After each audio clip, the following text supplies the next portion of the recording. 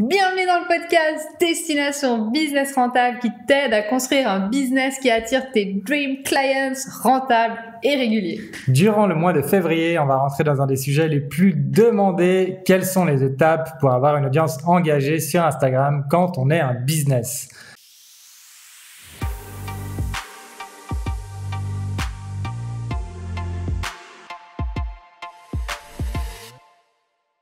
Donc la semaine passée, on a vu comment avoir un compte Instagram magnétique partie numéro 1, parce que c'est quand même un gros morceau justement, donc on voulait vraiment tout couvrir.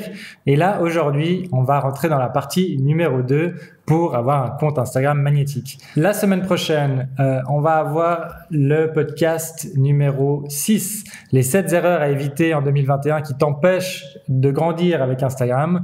Et 7, c'est notre préféré, c'est le tips numéro 1 pour engager son audience. Donc là, on garde la surprise. Il y a vraiment 2 pépites dans ce podcast qui seront hyper utiles pour t'aider à grandir ton compte Instagram. Alors que tu aies déjà un business ou que tu sois au stade de projet, ce podcast est fait pour toi parce qu'on va parler de tips d'Insta, d'études de cas, de leçons apprises et de concepts que tu pourras appliquer directement à ton business. Et c'est des choses que nous, on a essayé et qu'on a directement appliquées à notre business. Et franchement, ça a vraiment changé énormément de choses dans la manière dont on a fait du business en 2020 et on va continuer à faire en 2021. Alors, pourquoi c'est important de construire une audience engagée ? C'est ce qu'on va voir aujourd'hui dans ce tout nouveau podcast. Pardon. Et comment faire ? C'est ce qu'il voulait dire. J'ai avalé un peu de travers, je m'excuse, je suis encore un nouveau podcasteur.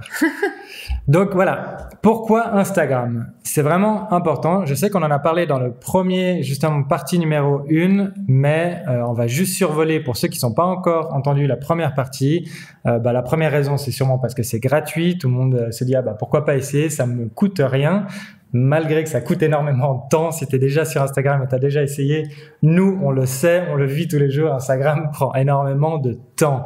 Mais c'est vraiment une opportunité incroyable parce qu'on dit il y a plus d'1 milliard d'utilisateurs actifs mensuels, donc par mois, en 2020. Donc, c'est encore en train d'augmenter là en 2021.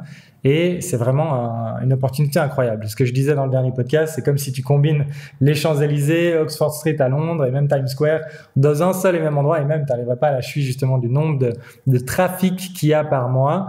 Donc ça a des avantages et des désavantages. C'est qu'il y a une opportunité gigantesque, mais il y a aussi beaucoup de concurrence. Donc ensemble, on va vraiment discuter de comment sortir de la concurrence, comment justement générer ce contenu magnétique. Donc c'est justement pour ça que c'est important en fait d'avoir une stratégie bien ficelée pour pas perdre du temps et pour pas poster des trucs dans le vide et que personne en fait interagisse avec ton contenu et puis que ça engage personne. Et qu'il y ait beaucoup d'efforts pour pas grand-chose, quoi. Ouais, complètement. Et vraiment de concentrer ses actions sur les bonnes actions, sur les trucs qui ont vraiment de l'impact.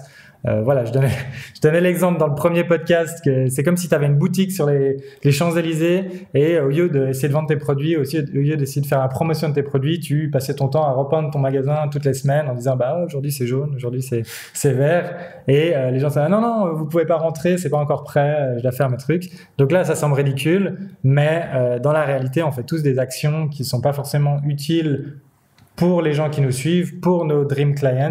Donc, c'est des choses à éviter et ça, il faut commencer par savoir les repérer pour pouvoir les éviter. Et du coup, si on a une stratégie bien ficelée avec des objectifs clairs, on va pas repeindre sa boutique toutes les semaines. Voilà, exactement. Donc, j'ai vraiment pris un exemple ridicule qui parle à tout le monde, mais sur Instagram, on en voit et vraiment, on en a parlé dans le premier podcast, ça t'intéresse. On fait des choses bizarres, on fait des choses étranges sur les réseaux sociaux et sur Instagram qu'on ferait jamais dans la vraie vie, d'aller directement et dire toi achète mes produits, machin, tout ça. Tu ferais jamais ça dans un événement networking.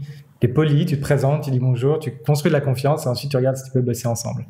C'est des choses évidentes, mais on en parle en profondeur dans le premier podcast. Donc si ça t'intéresse, va checker ça.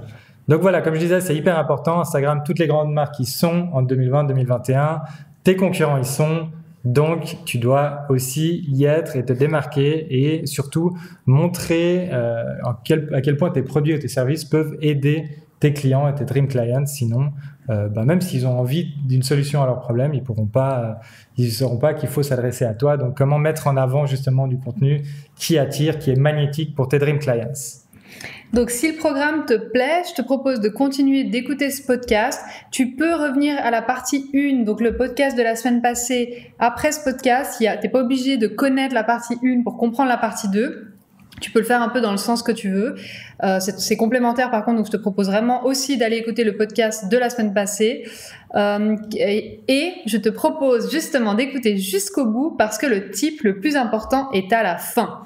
De plus, à la fin, on te livre un bonus. On a lancé justement ce concept de Steal My Ideas parce qu'on disait que nous, on n'aurait pas le temps justement d'appliquer toutes ces choses et à la fin de chaque podcast, on te file des idées que nous, on pourrait pas forcément appliquer parce qu'avec de l'expérience en tant qu'entrepreneur, on s'est rendu compte que c'était bien de faire des choix et de se concentrer sur les choses qui sont utiles à notre business, mais peut-être que c'est quelque chose qui s'applique à ton business. Donc, on s'est dit qu'on va partager nos idées et peut-être que tu pourras les utiliser à travers ton business. Exactement. Et là, cette fois, on va voir, est-ce que ça vaut la peine de dépenser $1 demi-million pour un post Instagram? Chez un influenceur ou une influenceuse. Exactement. Donc, et tout le long, on va te donner des astuces bonus tirées de notre expérience et de celles d'autres entrepreneurs à succès. Alors, n'oublie pas de t'abonner et de mettre 5 étoiles si tu écoutes ce podcast sur une plateforme comme Apple ou Google Podcast. Ça te paraît peut-être anodin, mais c'est un geste important parce que en faisant ça, tu peux partager ce podcast à d'autres entrepreneurs qui ont besoin de ces conseils qu'on te donne à travers ces podcasts. Et ça nous aide aussi à atteindre notre mission qui est d'impacter positivement 1 million de personnes au travers de notre contenu. Et si tu regardes les behind the scenes sur YouTube, abonne-toi à la chaîne et like en cliquant sur le petit pouce sous la vidéo. Donc maintenant, rentrons dans le vif du sujet. Alors, tips numéro 1, c'est construction d'une identité visuelle forte. Alors, selon moi, un contenu de qualité, sans une identité visuelle forte qui t'est propre, ça fait pas vraiment sens. Donc, moi, je pars du principe déjà que tu crées du contenu de qualité grâce au podcast 1 qu'on a vu la semaine passée. Et maintenant, on va parler justement d'une identité visuelle qui t'est propre. Alors, pourquoi c'est important ? Alors, pour 4 raisons. La première, c'est que la différenciation. Donc, aujourd'hui, c'est ultra difficile de se différencier au niveau du contenu. Alors, je te propose de miser sur la forme pour te distinguer de tes concurrents. Ensuite, le numéro 2, c'est être reconnaissable. Donc, en un clin d'œil, tes abonnés, ils vont te reconnaître en scrollant leur feed. Et ça va les arrêter. Et c'est ce que tu veux. Nous, souvent, il y a des gens qui nous écrivent et qui nous disent « Ah oui, j'ai vu, tout de suite, je vois sur mon feed, je vois vos couleurs et paf, je sais que c'est vous. Et du coup, je m'arrête et j'y lis. » Donc, c'est exactement ça que toi, tu veux. Ensuite, pourquoi c'est important? La troisième raison, c'est parce que tu vas paraître professionnel. Parce qu'une identité visuelle soignée, c'est un gage de qualité et pareil, c'est ce que tu veux. Ensuite, la quatrième raison, c'est une transmission de ses valeurs. Donc, Misha, dis-nous un petit peu, qu'est-ce que c'est cette transmission de ses valeurs? Ouais, alors c'est ultra intéressant. Moi, j'avoue à demi-mot que je commence à être passionné de typographie et donc ça, c'est vraiment les sortes de polices qu'on utilise et à quel point elles veulent dire quelque chose. Et si tu utilises une vieille police genre qui a l'air d'être écrite à la main et tout ça, ça aura une certaine ça va projeter une certaine émotion quand tu le lis. Je sais pas si tu fais attention, genre quand tu lis un logo, quand tu lis un panneau, quand tu lis tout ça, tout est fait de différentes polices et en fait ça te fait ressentir différentes choses. Est-ce que c'est plutôt une marque luxueuse, une marque qui est plutôt un peu ton bon pote, tu vois? Et c'est pareil dans les couleurs, il y a des choses qui sont vraiment beaucoup plus significatives du luxe, tu vois? Si tu prends quelque chose comme le noir et le doré, t'auras peut-être un truc beaucoup plus élégant, beaucoup plus luxurieux, tu vois? Et si t'es bio, peut-être partir sur du vert. Voilà, sur un truc un peu vert, avec un truc peut-être un petit peu une écriture peut-être un peu plus ronde pour donner un petit côté un peu plus bio, un truc un peu plus friendly, tu vois, amical, que si tu as un truc très carré, très propre, très léché, très esthétique, ce sera peut-être plus élégant, mais peut-être beaucoup plus froid. Et en fait, vraiment, dans les valeurs, justement, c'est vraiment hyper important de te demander qu'est-ce que tu veux que tes dream clients, que les gens qui regardent ton contenu ressentent quand ils voient tes couleurs, ton logo, ton identité visuelle, comme tu le disais. Et quand tu as cette identité visuelle forte, c'est important de se pencher sur qu'est-ce que tu veux faire ressentir aux gens et en fonction, bien sûr, en accord avec ta marque. Alors évidemment, moi j'ai un tip pour toi qui est très important. Sois original, mais pas trop. Donc il faut que ton identité visuelle, elle reste cohérente avec ton cœur de métier, sinon ça risque de perturber. Donc je te place ça là au cas où. Ouais, c'est quand même quelque chose d'important. Et comme on disait avec Amandine, c'est vraiment comme si, imagine, tu arrives à une soirée networking et tu as peut-être quelqu'un qui a un truc en plus, peut-être un chapeau un peu qui sort un peu de l'ordinaire, un peu élégant, ou un collier un petit peu, je sais pas, aborigène, et d'un coup c'est « Ah, mais ton collier, ça vient d'où? Ah, j'adore l'Amazonie, tu vois ?» Plus quelque chose qui commence une conversation, qui se dit « Ah, waouh, ça a l'air intéressant », que si quelqu'un qui est habillé que de matière très très bizarre, tu vas être là « Ouh, il a l'air chelou. » Ça va te repousser. Il a l'air étrange, et il faut pas en faire trop, comme tu disais. Il y a un moment, il faut aussi rester dans quand même un petit peu la sobriété. Il faut pas essayer de que sortir du lot. Sinon, c'est le syndrome, on dit, du dancing monkey. Celui qui se met mieux et qui danse juste pour attirer l'attention. Et ça, c'est pas non plus ce que tu as envie d'être. Tu as envie d'être professionnel, mais avec un petit truc en plus qui donne envie aux gens de commencer une conversation avec toi. Exactement. Bon, maintenant, le point numéro 2, alors celui-là, il fait polémique, c'est utilise les bons hashtags. Donc, je sais que c'est plus facile à dire qu'à faire. Mais les hashtags, selon nous, c'est vraiment, ça doit faire partie de ta stratégie Instagram. Donc, je vais t'expliquer un petit peu. Nous, ces derniers temps, on a pas mal testé les hashtags parce qu'il y avait des gros comptes américains qui ont lancé des challenges, je sais pas si tu as vu, pour ne plus utiliser les hashtags. Et donc, chez eux, ça a fait apparemment un effet assez exceptionnel. Ça les a directement propulsés dans l'Explorer et apparemment, je ne sais pas, mais en gros, ça marchait beaucoup mieux, leur contenu marchait beaucoup mieux sans les hashtags. Et du coup, ils ont proposé aux personnes justement de faire ce challenge avec eux, etc. Alors nous, on a essayé pendant, je dirais, environ 2-3 semaines et honnêtement, on a vu la différence aussi, mais pas de la même manière que nous, ça a fait un flop total. J'ai vraiment jamais vu nos statistiques aussi nulles. On était carrément en négatif, dans le rouge, on n'avait plus de followers, au contraire, on perdait des gens, on n'avait plus d'engagement, on n'avait plus rien, etc. Donc moi, ça m'a alerté immédiatement. Je me suis dit, non, c'est pas le bon truc. Donc j'ai quand même testé pendant 2-3 semaines. J'ai pas arrêté immédiatement. Je voulais voir quand même, je me suis dit c'est peut-être le début, etc. Et donc maintenant, après ces 3 semaines, évidemment, on a décidé de les réutiliser. Donc voilà, ça c'est notre expérience à nous. Je te propose quand même de tester, si jamais. Teste aussi pendant, je sais pas, 1 semaine, 2 semaines, 3 semaines, sans les hashtags. Qu'est-ce que ça fait sur ton compte? Est-ce que toi, au contraire, comme les comptes américains, ça te propulse dans les Explorers et puis t'as plus d'engagement, t'as plus de follow, etc. Vraiment, tiens-nous au courant, soit par email. Tu peux nous écrire, ou soit en commentaire, ou soit sur Instagram, en message privé. Vraiment, ça nous intéresse profondément de savoir ce que ça fait à ton compte. Nous, en tout cas, ça a été un flop. Donc moi, je pense que eux, c'est des gros comptes. Et du coup, il y a déjà cette espèce de roue qui tourne chez eux. Ils ont ce gros engagement. Ces gens, ils sont quand même partagés, connus, etc. Donc eux, peut-être que ça fonctionne chez eux. En tout cas, nous, on n'est pas aussi gros qu'eux. Et honnêtement, chez nous, ça a fait un flop, mais total. Mais à essayer pour toi, vraiment, je pense que c'est important. Il faut toujours avoir cette mentalité, ce mindset, vraiment tester et optimiser. Donc, par rapport à cette expérience-là, je ne peux que te conseiller de continuer de mettre des hashtags.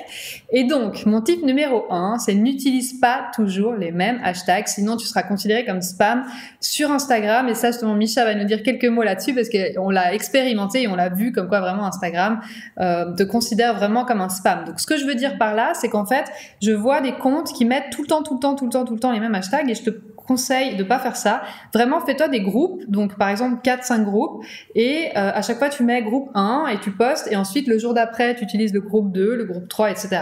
Donc voilà, c'est vraiment ce que je te recommande de faire. Exactement, parce que moi j'avais fait ça avec mon compte perso aussi, et puis des fois, un peu par flemmardise, tu prends le même groupe de hashtags, tu repostes, et puis tu peux le faire 2 fois, 3 fois, ça pose pas vraiment de problème à la suite, mais au bout, je crois, la 3e ou 4e fois justement, tu peux regarder tes photos, elles n'apparaissent plus du tout dans les hashtags, alors que les autres apparaissent un peu plus loin quand tu reviens en arrière, mais justement, si tu utilises les mêmes trucs, au bout d'un moment, ils te montrent plus du tout dans ces hashtags. Et donc, c'est dommage.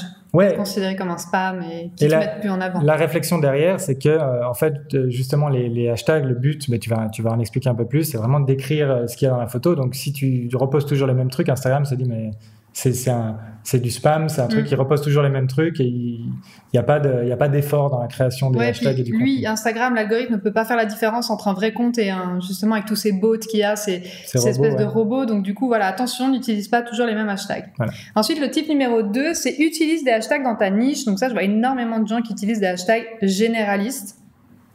Donc moi, ce que je te conseille, c'est d'utiliser des hashtags dans ta niche. Donc par exemple, si tu es dans le fitness, utilise vraiment des hashtags qui sont liés vraiment au fitness. Et en plus, Instagram dit comme quoi, j'ai lu comme quoi il faudrait justement décrire ce qu'il y a dans ta photo. Donc je sais pas, imaginons comme quoi tu as une jolie fille avec son truc de prod sur le côté, bah peut-être tu vas mettre fit girl. Enfin après faut le mettre en français si tu es évidemment dans la niche française, mais j'ai pas recherché les hashtags pour le fitness, mais par exemple si moi je mets fit girl sur la mienne, ça sera peut-être pas forcément voilà, le truc le plus pertinent. Si tu mets fit girl alors que c'est un mec par exemple, bah non, tu vois. Donc voilà, des hashtags qui sont dans ta niche, dans ton domaine et qui décrivent la photo, c'est vraiment le plus important. Ensuite, le type numéro 3, ça c'est utilise des hashtags de tailles différentes. Donc encore une fois, c'est vraiment quelque chose qu'on a essayé, qu'on a vu qui marche bien. Donc qu'est-ce que ça veut dire de tailles différentes? Donc nous, ce qu'on utilise, il y a 3 tailles différentes. C'est faible concurrence, moyenne concurrence et haute concurrence. Donc faible concurrence, je te laisse prendre des notes, c'est de 1 à 50K. Ok. Moyenne concurrence, c'est de 50K à 100K. Et de haute concurrence, c'est 100K à 500K. Alors, qu'est-ce qu'elle raconte, celle-là?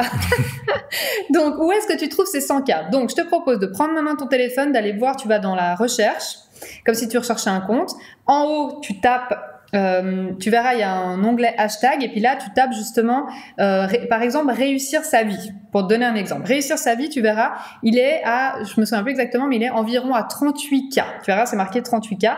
Et là, tu sais, ok, bah en fait, réussir sa vie, il rentre dans faible concurrence. Ok. Et ça, c'est le 1. Donc 38K, c'est égal à 38 000 posts. Exactement. En fait, exactement. C'est vraiment la taille des hashtags. Alors, il y a les hashtags peu utilisés, moyennement utilisés, vachement utilisés et carrément inutilisables parce qu'il y a des millions, etc. Ouais, donc ces comptes qui ont des millions, si tu postes une photo, en fait, ce qui arrive, c'est que si tu postes, tu dis « Ah, bah, je vais poster mon truc sous fitness ».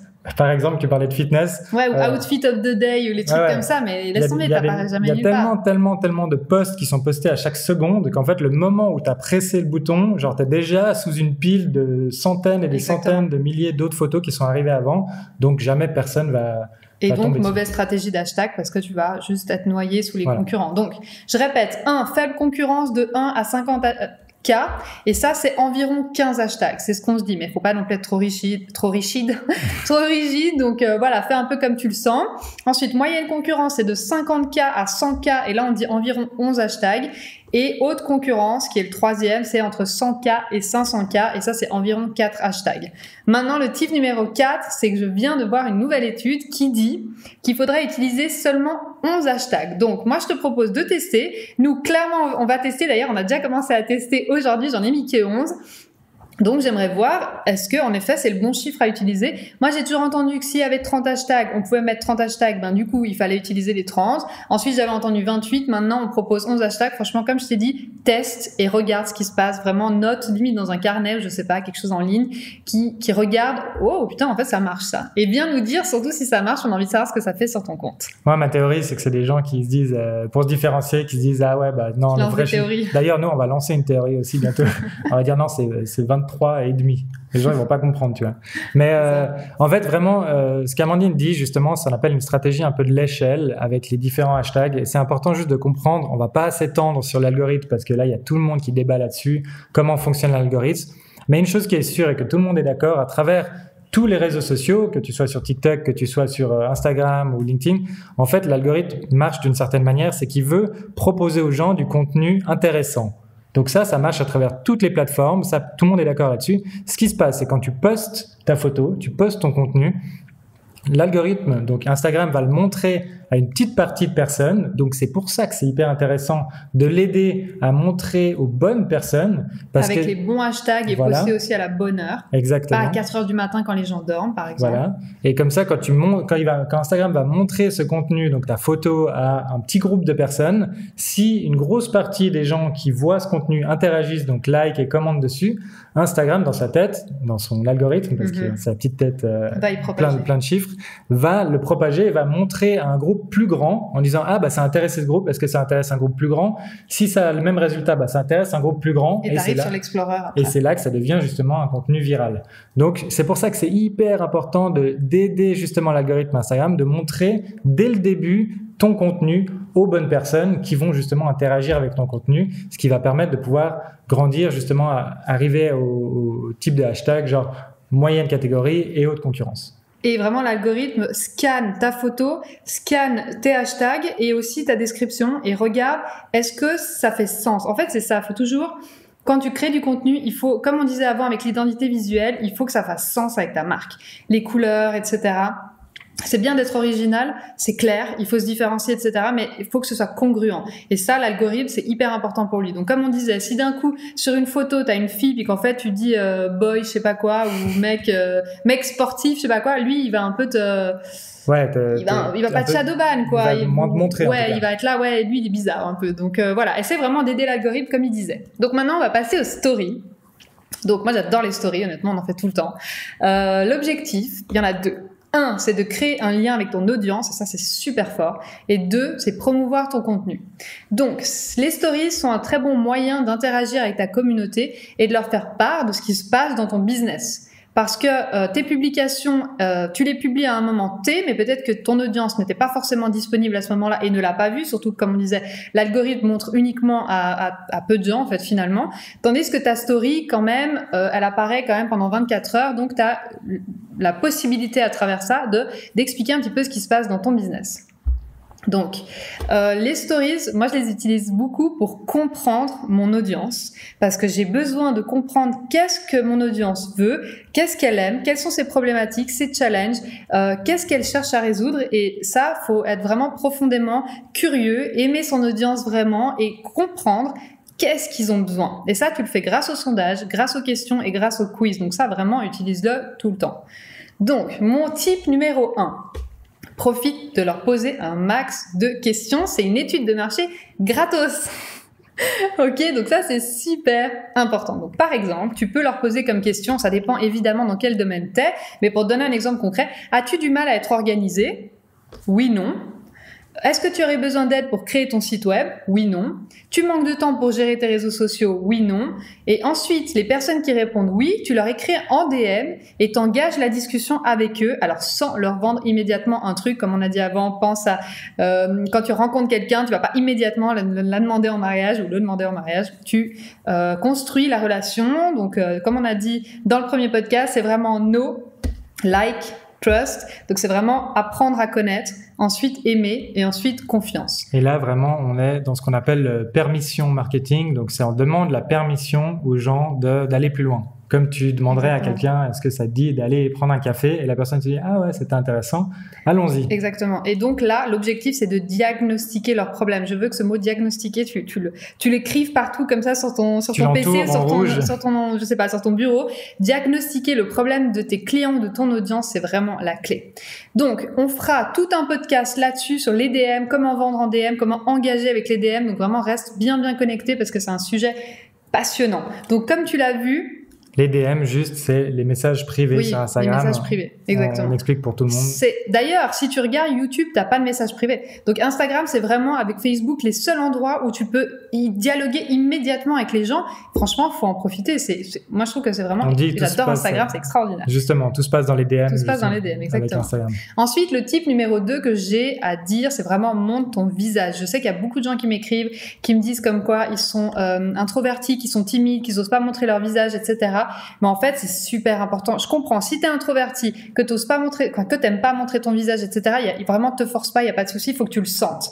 Il faut que tu sois à l'aise. Mais sache que déjà l'appétit vient en mangeant. Donc ça veut dire que plus tu vas faire, plus tu vas être à l'aise. Et vraiment, montre ton visage, le behind the scene de ta vie. Alors pas trop ta vie, mais plutôt ton business, vraiment le plus possible. Parce que les gens, ils adorent voir qui t'es. Ils adorent voir ce que tu fais, par où tu passes. Ils aiment voir tes mimiques.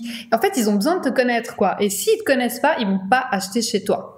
Ouais, dans les stories, toi, tu as fait des progrès énormissimes. D'ailleurs, ça m'a vachement inspiré. Moi, je suis plutôt quelqu'un d'extraverti. À la base, j'ai vraiment... Enfin, le côté parler en public, moi, c'est pas quelque chose qui me fait forcément peur. Ah, c'est l'angoisse. Mais j'étais trop pas à l'aise à faire des stories. Et puis toi, justement, comme tu avais eu cette habitude avec ton compte de faire beaucoup de promotions, machin, et puis on arrivait dans un endroit et t'es là... bam, story, t'envoies et direct. Mais ça, c'était dur au début. En tant qu'influenceuse, au début, c'était dur. Hein. Mais après, surtout, tu dois parler au milieu des gens, généralement dans la foule ou à un café. C'est ça, et après, t'es devenu tellement à l'aise, tu sortais le truc, bam, bam, bam, voilà, c'est fait, bam, et ça envoyait. Et puis j'étais là, genre, ah ouais, d'accord, ok. Et moi, d'ailleurs, même encore maintenant, je suis en train de vraiment prendre le pli et d'arriver de plus en plus à l'aise en story. Et c'est vraiment quelque chose qui se pratique, quoi. Il y a personne qui. Et pour être honnête, ça se voit quand la personne n'est pas à l'aise. Par exemple, Misha, pour être très honnête, ça se voit quand il est pas à l'aise. Mais c'est ok, en fait. Les gens, ils sont gentils, franchement. Ils te voient, ils comprennent ils ressentent que t'es pas à l'aise. Mais en fait, comme je le disais, ça rend ton compte humain. Et en fait, ils ont besoin de voir qu'il y a un humain derrière. Donc, avec tes peurs, tes angoisses, tes trucs, c'est pas grave si t'es pas à l'aise, vraiment, genre. Voilà, si tu le sens, si tu as envie d'aller dans cette direction, monte ton visage et justement parle-leur comme si c'était un peu des amis, voilà, crée cette connexion avec eux. Et c'est vrai que c'est pas mal avec les yeux, le regard, les mimiques, etc. Donc évite peut-être aussi les lunettes de soleil, même si parfois j'en mets. Et moi, je me suis rendu compte que le message était plus important que si je me sens pas forcément à l'aise. C'est tellement important. Et si on veut atteindre cette mission justement d'impacter positivement 1 million de personnes, il y a encore du chemin et il faut passer au-delà. Notre mission est plus importante que ces petits détails de t'es pas tout à fait à l'aise. Exactement. Et l'objectif, c'est d'aider les gens. En fait. Ça vient, exactement. Ça vient avec le temps. Voilà. Ensuite, le type numéro 3, alors celui-là, il est méga important, donc note-le, mets du texte dans tes stories. Donc, je vais te dire pourquoi. Sur Instagram, automatiquement, c'est en sourdine. Donc, quand tu arrives sur la story de quelqu'un, automatiquement, chez tout le monde, même si c'était sur je sais pas comment on dit, sur le volume, il n'y a pas de volume. Donc, il faut faire l'action de mettre le volume, ok? Donc, beaucoup de gens, du coup, ont la flemme, j'en sais rien, regardent les stories sans son. Moi, personnellement, je regarde sans son et je lis uniquement les sous-titres. Tu peux pas mettre le son. Je veux dire, ça arrive aussi souvent. T'es là en train de scroller un truc, t'es dans le bus, tu vas pas mettre les trucs à plein volume. Et ouais, exactement. Et en fait, donc, du coup, ça veut dire que si tu mets pas de texte dans tes stories, ton message, il y a personne qui va l'entendre, il y a personne qui va l'écouter. Et franchement, c'est dommage parce que l'objectif, c'est vraiment que les gens reçoivent ton message, en fait. Tu vois, que ce soit par son ou par écrit. Donc, moi, ce que je te conseille, c'est vraiment de mettre un petit résumé pour dire en fait l'idée de ton message. Et on dit toujours ça va être compliqué de faire un résumé, etc. Mais je t'assure que non, franchement, en 2 lignes, t'as écrit et c'est parfait. Donc, tu peux aussi leur donner envie de mettre le son. Tu peux mettre un petit mot qui donne envie, j'allais dire. Ouais, exactement. Exactement.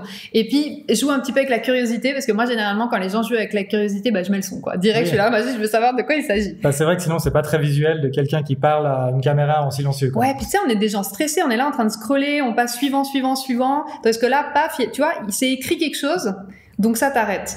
Fais le test sur ton Instagram, tu verras ceux où il n'y a pas le texte, tu fais suivant, tandis que les autres, tu t'arrêtes et tu lis.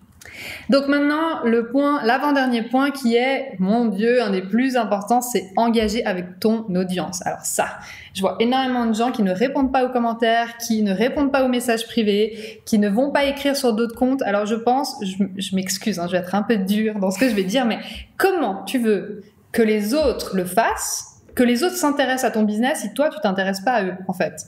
C'est donnant. Donc, moi, ce que je te conseille vraiment, c'est répondre aux commentaires. Il y a quelqu'un qui t'a montré de l'intérêt, qui a pris du temps pour t'écrire et pour te dire quelque chose à toi. Peut-être ce serait pas mal de lui répondre et de prendre du temps également pour lui répondre et créer cette espèce de connexion et juste même pour le remercier. Donc ça, répondre aux commentaires, répondre aux messages privés. Honnêtement, même s'il y a des gens qui sont un peu gonflants, qui t'écrivent et puis qui demandent des services gratuits, des tips gratuits, etc., je sais pas, peut-être redirige-les vers un article de blog que tu as écrit, vers une vidéo ou sur tes services, leur dire peut-être à un moment donné, écoute, voilà, je coach pas gratuit, par exemple, donc mes services c'est par là, ou je sais pas. Ça, on en discutera justement dans les messages privés, on fera tout un podcast là-dessus, comme je l'ai dit. Et surtout, engage avec d'autres comptes. Donc, prends les comptes de tes concurrents, rentre en contact avec eux, discute avec eux, etc. Crée des liens, tu verras, les personnes derrière Instagram, moi, je les trouve extraordinaires. Notre audience, je les trouve top. Tous nos concurrents, entre guillemets, aussi, je les trouve top, je les adore. Franchement, on parle souvent, etc. Je trouve que c'est top ce qu'ils font. Et va aussi sur les comptes de ton audience, de ceux qui sont tes followers, etc. Pareil, intéresse-toi à eux, etc. Donc ça, ultra important, s'il te plaît, engage avec ton audience. Sinon, ils n'engageront pas avec toi. Maintenant, le point numéro 5, le tips le plus important. Et ça, c'est vraiment hyper intéressant. C'est créer du contenu engageant. Ok. Alors, c'est quoi du contenu engageant?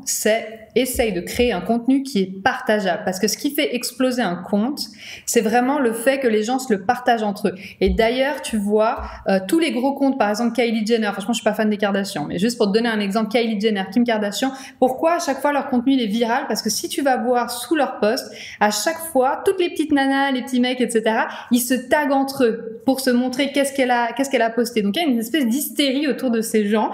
Et à chaque fois qu'elle poste, c'est vraiment ça qui les rend virales, c'est quand les gens se taguent dedans.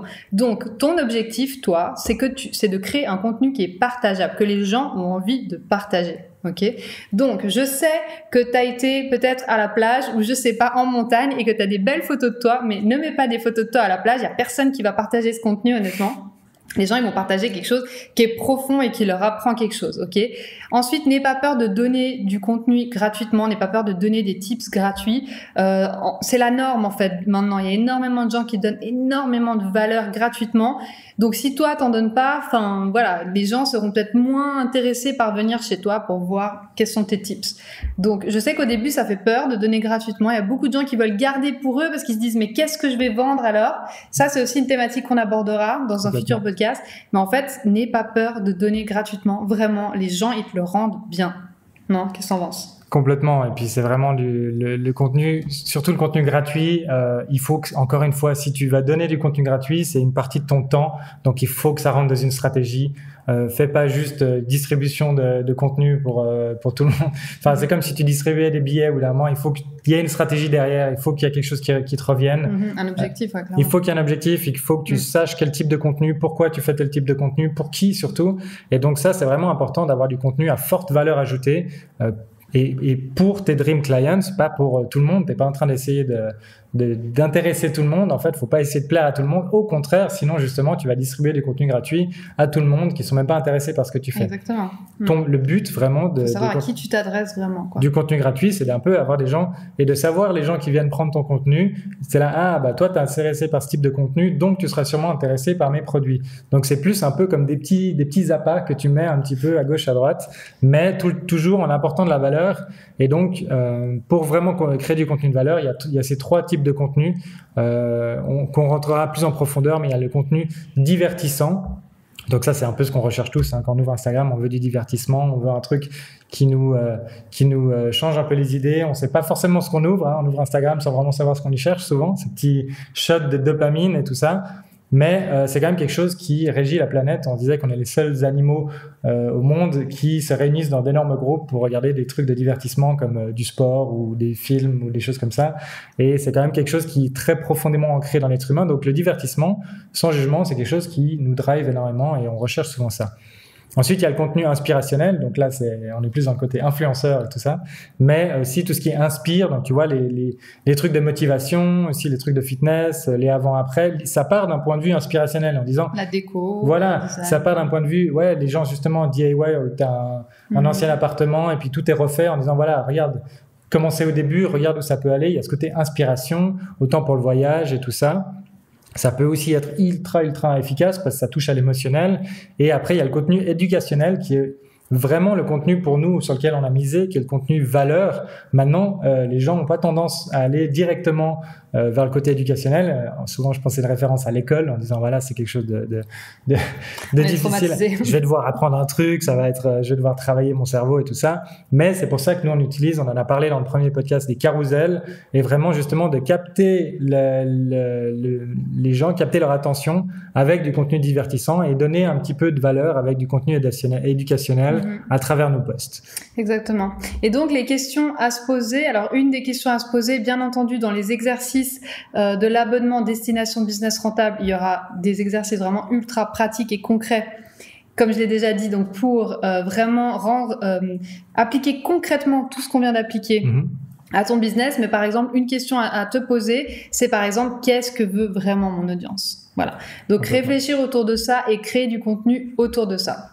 Donc maintenant, comme on en a parlé aussi dans le podcast 4, donc le podcast de la semaine passée, les carousels sont aussi parfaits pour créer un contenu qui est ultra engageant. Donc voilà, comme j'ai dit avant, peut-être va faire un tour sur le podcast numéro 4 et va écouter ce qu'on a dit sur les carousels. C'est vraiment très intéressant de travailler avec les carousels pour Instagram. Ouais, nous, ça a vraiment changé notre business et changé notre approche d'Instagram en général, vraiment. Et on a vraiment nous, des ça résultats. nous a permis de nous former à fond, d'apprendre plein de choses super intéressantes. Non, vraiment, on recommande les carousels à 100%. Complètement. Et là, pour finir justement ce podcast, on va arriver sur cette partie où on appelle ça Still My Idea.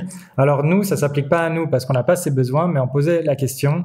On a vu une interview justement où il disait si tu pouvais avoir un post avec, comme t'en parlais, imagine Kylie Jenner, où justement on dit en fonction du type de contenu, ça varie de centaines de milliers à presque un demi-million justement pour un post Instagram. Si tu avais ce demi-million, est-ce que tu l'utiliserais pour faire un post avec Kylie Jenner? Alors, si j'ai un produit physique, évidemment, peut-être genre un lipstick ou j'en sais rien, un rouge à lèvres.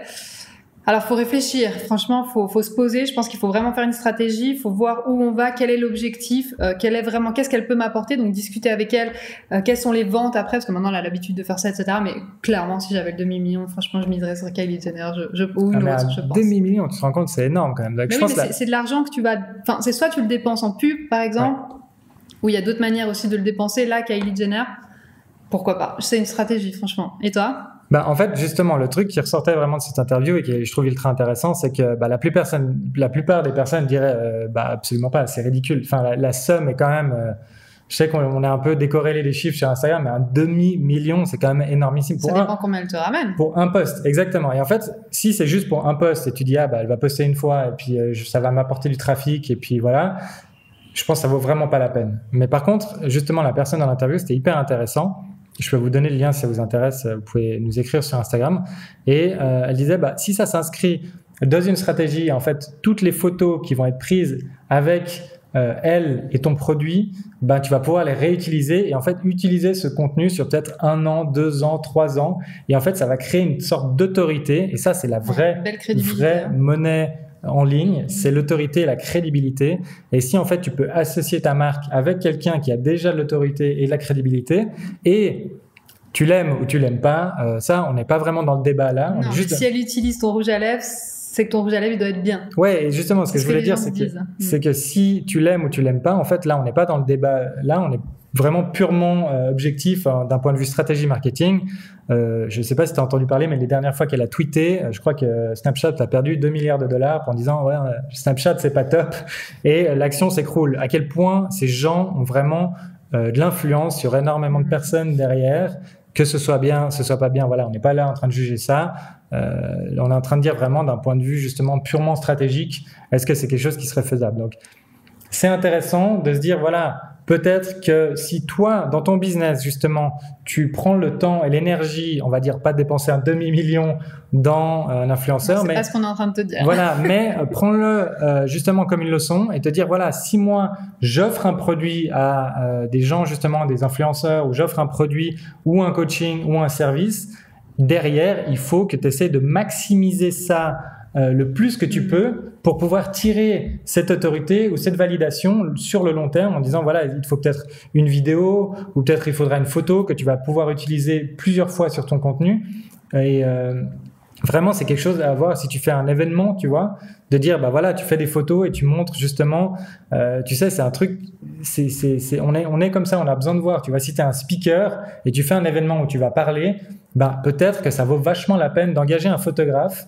que tu vas pas payer un demi-million, mais que tu vas payer peut-être quelques centaines d'euros et d'avoir des belles photos de toi qui représentent justement toi avec le micro, mais qui montrent que tu es déjà en train de faire ça avec des gens et en fait capitalise sur ce que tu es déjà en train de faire et ce que tu investis déjà du temps et tu vas pouvoir réutiliser ce contenu sur peut-être 1 an, 2 ans, 3 ans. Tu peux avoir ces photos justement de toi déjà devant une audience qui va être beaucoup plus crédible. Donc voilà comment l'appliquer à ton business. C'est un très beau conseil. Voilà. Merci. Donc on espère vraiment que ce podcast t'a plu. Dans les prochains podcasts, on va aborder des thématiques mais ultra intéressantes, vraiment ne les rate pas. C'est les 7 erreurs à éviter en 2021 qui t'empêchent de grandir ton compte Instagram et le tip numéro 1 pour engager ton audience. Alors ne rate pas le podcast qui sort jeudi prochain. Maintenant, si tu veux avoir un compte Instagram magnétique, on t'a préparé des exercices concret afin de mettre en pratique ces notions et de les appliquer concrètement à ton business. Alors si toi aussi tu veux un compte Instagram magnétique et avoir une audience engagée, fonce voir notre toute nouvelle plateforme en ligne qui propose un accompagnement hebdomadaire encadré par des business coachs pour t'aider à construire un business qui attire tes dream clients rentables et réguliers, le tout à moindre coût. Et si tu veux voir ça, c'est en bas dans la description ou le site c'est www.destinationbusinessrentable.com. Et on te dit à la semaine prochaine. Bye bye.